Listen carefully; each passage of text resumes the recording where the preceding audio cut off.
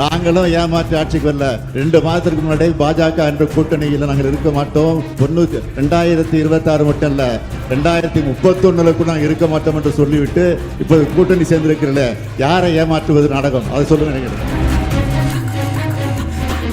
இப்ப இருக்கக்கூடிய நீட்டை ரத்து செய்தால்தான் நாங்கள் கூட்டணியில் இருப்போம், இல்லை என்றால் கூட்டணி விட்டு விலகுவோம் என்று சொல்வதற்கு உங்களுக்கு தகுதி இருக்கிறதா?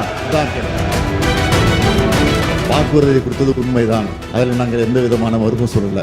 ஆனால் நாங்கள் எங்களுடைய கூட்டணி ஆட்சி அங்கு அமைந்திருந்தால் நிச்சயமாக தொடர்ந்து வருவோம். இப்போது நீங்கள் கூட்டணி அமைத்திருக்கிறீர்களே, இந்த கண்டிஷனை போட்டு அந்த கூட்டணியை தொடர்வதற்கு உங்களுக்கு அறிவுரை இருக்கிறதா என்றுதான் கேள்வி.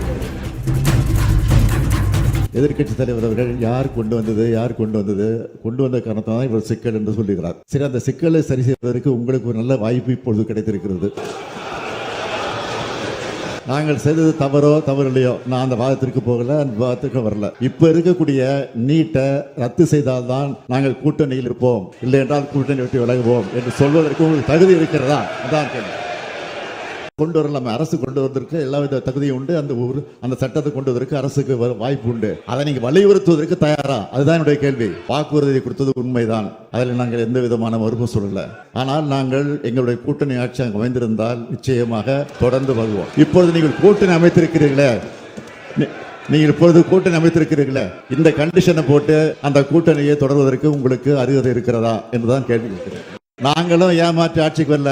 2 மாதத்திற்கு முன்னாடி பாஜக என்ற கூட்டணியில் நாங்கள் இருக்க மாட்டோம். 2026 மட்டும் இல்ல 2031 நாங்கள் இருக்க மாட்டோம் என்று சொல்லிவிட்டு இப்போது கூட்டணி சேர்ந்திருக்கிறல, யாரை ஏமாற்றுவது நாடகம், அதை சொல்லுங்க. நினைக்கிறேன்